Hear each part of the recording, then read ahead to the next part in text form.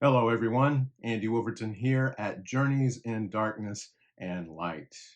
So, just a few days ago, Vinegar Syndrome announced an upcoming release from its new Vinegar Syndrome Labs line, which, quote, will serve as a kind of testing area for releasing genres and eras of film that one might not immediately expect to come from Vinegar Syndrome.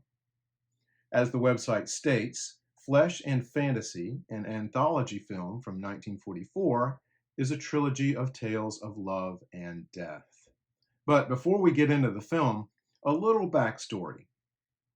Julien Duvivier, the director of Flesh and Fantasy, was a celebrated director and screenwriter in France before coming to America during World War II. 2 years before he made Flesh and Fantasy, Duvivier made another anthology film for 20th Century Fox called Tales of Manhattan, starring Charles Boyer, Rita Hayworth, Henry Fonda, Ginger Rogers, and many others.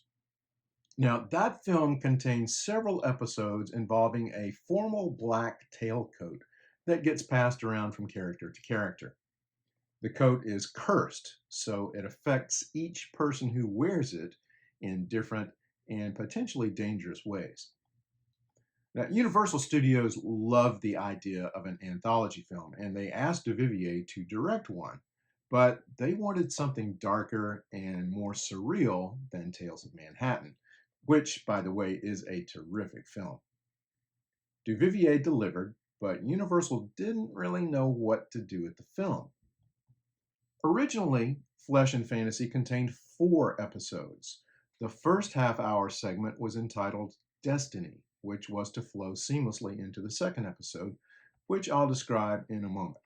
But Universal had a different idea. In the original story of Destiny, a pair of on-the-run robbers, played by Alan Curtis and Frank Fenton, split up to avoid capture. The Curtis character, named Cliff, finds solace at a secluded farmhouse where a blind girl, played by Gloria Jean, and her father live. Cliff discovers that the girl has some very strange abilities. Universal decided to add an additional half hour to what Duvivier had already shot, turning the episode into a 64-minute B picture. Screenwriter Roy Chancellor wrote additional scenes which were directed by Reginald Leborg, who made some entertaining films, but he's no Julien Duvivier, and it shows. The results were disastrous. The continuity errors are laughable, sometimes painfully so. Gloria Jean doesn't even look like the same actress in the add-on scenes. The supplemental parts of the film are so obviously tacked on, you'll probably find yourself laughing, maybe even crying. Far more damaging than an embarrassment of continuity, the film also devastated at least 2 people connected with it. Disgusted with how this film was treated, Duvivier went back to France, where he experienced further disappointment after World War II with his 1946 film Panique, panned by both critics and audiences. Success returned to Duvivier, but by the mid-1950s, the director had become the whipping boy of the French New Wave, representing everything about cinema that movement was rebelling against.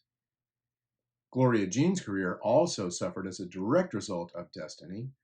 Jean, who gives one of the finest, most authentic performances of a blind person in all of cinema, was a singer and actress making the transition from youth to adult roles and was being groomed by Universal to replace Deanna Durbin.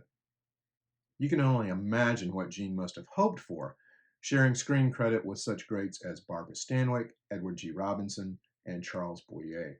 But when Universal yanked her episode out of Flesh and Fantasy, relegating it to a B picture, her dreams were crushed. The 3 remaining episodes of Flesh and Fantasy, however, are terrific. In the film's first segment, a homely woman named Henrietta, played by Betty Field, secretly loves a law student named Michael, played by Robert Cummings, never daring to let her feelings become known to him. During Mardi Gras, a strange shopkeeper gives Henrietta a mask of beauty, that she must return before midnight.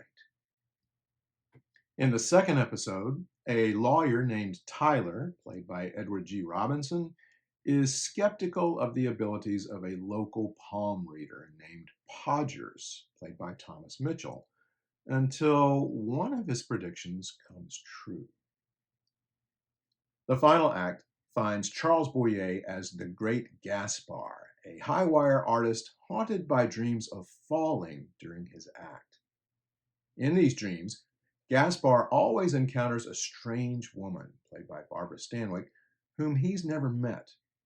He fears that meeting her will spell his doom. This film, as well as Destiny, was screened at several Noir City Film Noir festivals in 2018, which is where I saw it. Duvivier was a gifted filmmaker, which comes across from the opening frames, not only in composition, but also light and shadow, pacing, and much more. Flesh and Fantasy is a terrific anthology film that should be better known, and now you have the chance to see it and own it. This special edition is limited to 4,000 units, so pick it up now.